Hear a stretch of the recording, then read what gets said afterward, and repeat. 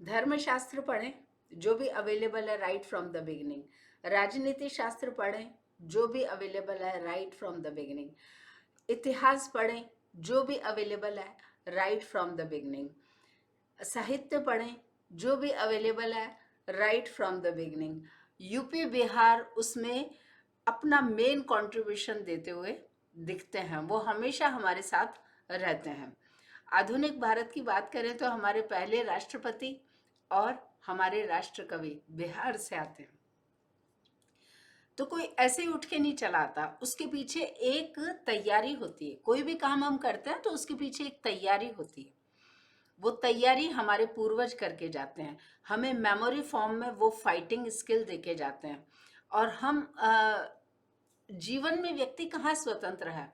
स्वतंत्रता भारत में सिर्फ मोक्ष और मुक्ति के रूप में इमेजिन की गई है। वो एक अलग विज्ञान है, उस पर बात करने की अलग से जरूरत है। लेकिन एक व्यक्ति अपने आप में इंडिपेंडेंट कैसे हो सकता है? वो एक चेतना के रूप में एक समय और स्थान को देखकर निर्णय जो लेता है, वही उसकी स्वतंत्रता का उद्घोष है। अन्यथा तो वी ऑल आर भूतात्मक। ये सारा संसार भूतात्मक है। इस तरीके से हमें मतलब इस जीवन का वर्णन मिलता है शास्त्रों में। और यदि हम उसे विज्ञान में समझें तो इसका मतलब है कि ये एग्जिस्टेंस कब से है हमें नहीं पता, और हर चीज एग्जिस्टेंस से इमर्ज होती है। तो हम जहाँ से इमर्ज होगी, कोई भी चीज, पेड़ है, पौधे हैं, जानवर है, ये है, वो है, कहीं से तो इमर्ज हुई है। तो वो जहाँ से इमर्ज हुई वहाँ से कनेक्टेड है, और जहाँ से वो कनेक्टेड है वो भी कहीं से कनेक्टेड है। तो अपने आप में स्वतंत्रता सिर्फ इसी घड़ी की है। इस समय और स्थान में एक चेतना के रूप में आप और हम क्या निर्णय लेते हैं, वो हमारी स्वतंत्रता का उद्घोष है। अन्यथा हम सब जगह अपने आप को कहीं ना कहीं कनेक्टेड देखते हैं। उस कनेक्शन को तोड़ना इतना आसान नहीं है।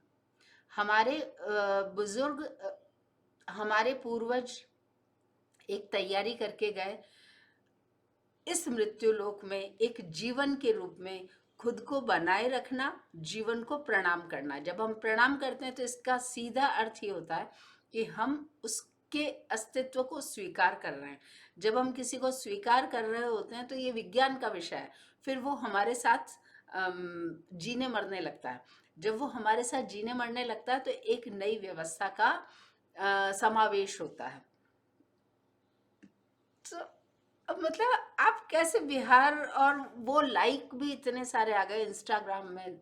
That was one of the most shocking thing कि आप मतलब इतने लाइक भी आ गए हैं और आपने उसको मतलब अपलोड भी कर दिया, इंस्टाग्राम ने उसे आगे चला भी दिया, हमारे तो नहीं चला था। बिहार, यूपी, पूरे नॉर्दर्न इंडिया में सिर्फ इनका ही इतिहास में, धर्मशास्त्रों में, दर्शन शास्त्र में और साहित्य में, साहित्य जो नॉर्दर्न इंडिया का है उसमें इनको निकाल देंगे तो फिर हमारे पास क्या बचेगा? और आवाज यदि समय पर नहीं उठाई तो आप ये देख रहे हैं ना कि एक जो टिपिकल ग्रुप ऑफ पीपल है, उनके जो एस्टेब्लिश्ड लीडर्स हैं या एस्टेब्लिश्ड इंस्टीट्यूट्स हैं, उनके ऊपर अभी गाज गिरी हुई है, और उनके ऊपर गाज गिरी हुई है तो उनको संभालने वाला कोई नहीं है। तो एक कॉमन मैन या ले मैन के रूप में जहाँ कहीं गलत हो रहा होता है वहाँ आवाज़ जरूर उठानी चाहिए, यदि हम हमारे आने वाली संतति के लिए एक चुनौतियों से लड़ने की एक विधा और विद्या उन्हें सौंप कर जाना चाहते हैं तो आवाज जरूर उठानी चाहिए। वेरी बैड मैडम, आपको टीचर भी बना दिया क्या? इस पूरे व्यवस्था के लिए क्या बोला जाए? आपको किसने सेलेक्ट किया? तो जहाँ से सेलेक्ट किया तो आपका इंटरव्यू तो वहीं, भले बिहार पोस्टिंग हो गई, इंटरव्यू तो कहीं और हुआ होगा ना। उनसे पूछो कि इन मैडम से क्या पूछा था आपने।